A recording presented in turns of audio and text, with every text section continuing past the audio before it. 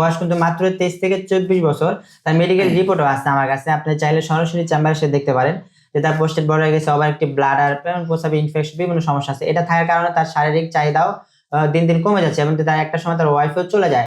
আসসালামু আলাইকুম রহমতুল্লাহ। হাকিম Mohammad Suman, graduation computer হাকিম সাইদিস্তান medical college হাসপাতাল। গত 1.5 মাস আগে সুজন সাহেব আমার কাছ থেকে তার প্রস্রাবের সমস্যা ছিল, প্লাস হচ্ছে প্রোস্টেট বড় হয়ে গেছে, ইনফেকশন, এমনকি তার ওভার অ্যাক্টিভ ব্লাডার। অনেকে বলেন যে 40 বছরের পরে আপনার প্রোস্টেট বড় হয়ে যায় বা ইনফেকশন হয় বা হচ্ছে ওভার অ্যাক্টিভ ব্লাডার হয়। দেখেন তার বয়স হচ্ছে মাত্র 23 থেকে 24 বছর।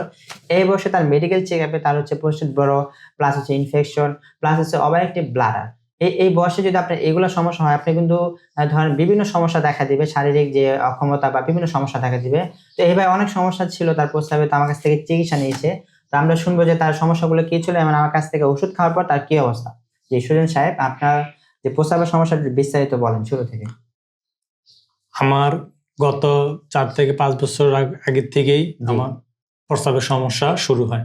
প্রস্রাবের সমস্যা দেখা দিল, প্রস্রাব ঘন ঘন প্রস্রাব হইতো, প্রস্রাব করতে গেলে প্রস্রাব আটকে আটকে আসতো, প্রস্রাবে প্রচন্ড জ্বালা পোড়া করতো, কিটকিট করে কামড় দিত। প্রথম দিকে আমি কিছু ফার্মেসিতে কিছু ওষুধ খাই। আচ্ছা, আমার ওষুধ খাওয়া, ফার্মেসিতে ওষুধ খাওয়ার পর আমার কোনো ওষুধে করে নাই, কোনো কাজ করে নাই। আচ্ছা, তারপরে তো আমি ভালো ইউরোলজিস্ট অধ্যাপক ডাক্তার দেখাই, ডাক্তারের কাছে শরণাপন্ন হই, ডাক্তারের কাছে যাই, ডাক্তার আমাকে পরীক্ষা নিরীক্ষা দেয়, আমি পরীক্ষা নিরীক্ষা করাই, তারপর ওষুধ দিছে, ওষুধ খাইছি, ওষুধে আমি কোনো কাজ করে নাই। আচ্ছা আচ্ছা, রিপোর্টে যে ধরা পড়ছে আপনার প্রোস্টেট বড় হয়ে গেছে, ইনফেকশন, ব্লাডার, এগুলা দেওয়ার পর ডাক্তার হচ্ছে অধ্যাপক সাহেব হচ্ছে আপনার ওষুধ দিছে, কাজ করে নাই।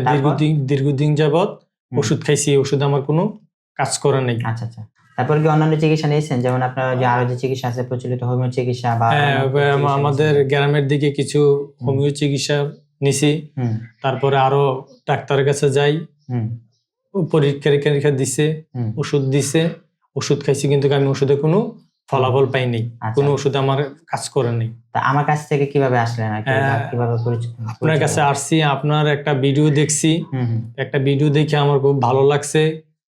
ভালো লাগার পর তারপর মনে হয়েছে যে আপনার কাছে সুস্থ করতে পারে। তারপর আপনার সাথে আমি যোগাযোগ করি, আপনি আমাকে ঠিকানা দেন, ঠিকানা দিয়ে তারপর আপনার কাছে আসি, আপনার কাছে এসে বিস্তারিত সব সমস্যা বলছি। তারপর বলার পর আমার কিছু ওষুধ দিচ্ছেন, আলহামদুলিল্লাহ। ওষুধ খাওয়ার পর আমি এখন 50 থেকে 60% সুস্থ, আলহামদুলিল্লাহ। এখন আপনার কাছে আবার আসছি, এখন মনে হয় যে আমি এই ওষুধগুলা আরেকটা ফাইল খাইলে মোটামুটি আলহামদুলিল্লাহ মানে সুস্থ হয়ে যাবে। একটা বিষয় হচ্ছে আপনার কারো ছিল আল্লাহ পাক আপনি সুস্থ হবেন কিন্তু বলা যায় না, ঠিক আছে? আপনি কিন্তু অনেক চেষ্টা করছেন, হতে পারে তো অন্যান্য চিকিৎসা আপনি সুস্থ হয়ে যেতেন, কিন্তু হন নাই, ঠিক আছে?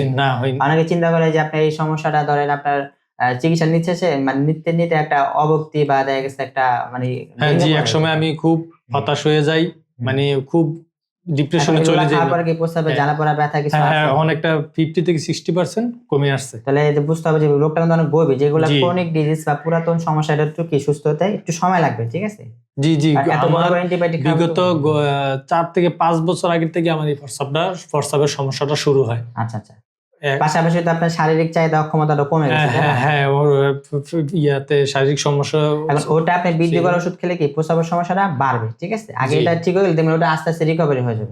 জি এখন আপনার কাছে আবার আসছি, এখন আরেকটা ফাইল খাইলে ঠিক হয়ে যাবে। এখন আশা করি আমি সুস্থ হয়ে যাব। চেক আপ করবেন, দেখবেন যে আপনার ইনফেকশন গুলো কি দূর হয়ে যাবে। যদি সিম্পটম গুলো আস্তে আস্তে ঠিক হয়ে যাচ্ছে, তার মানে ভিতরে গুলো কি আস্তে আস্তে সুস্থ বা ঠিক হয়ে যাচ্ছে।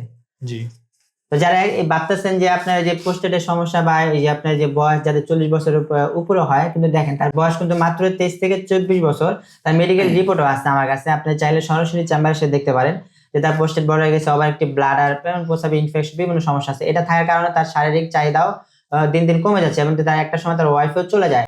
বিষয়টা হচ্ছে যেখানে আমরা প্রাচীনকালে যারা মহারানী ছিল, তারা শারীরিক চাহিদা রাজা যদি পূরণ করতে না পারতো, তার স্ত্রী কি প্রজাদের সাথে চলে যেত, রাজপ্রাসাদ ছেড়ে স্ত্রী চলে যেত। কারণ কি, স্ত্রী আপনার টাকা পয়সা চায় না, আপনার চাহিদাটা চায়। যদি আপনার স্ত্রী কি চায়, চাহিদাটা মানে শারীরিক যে তার চাহিদাটা আছে এটা আপনার চায়।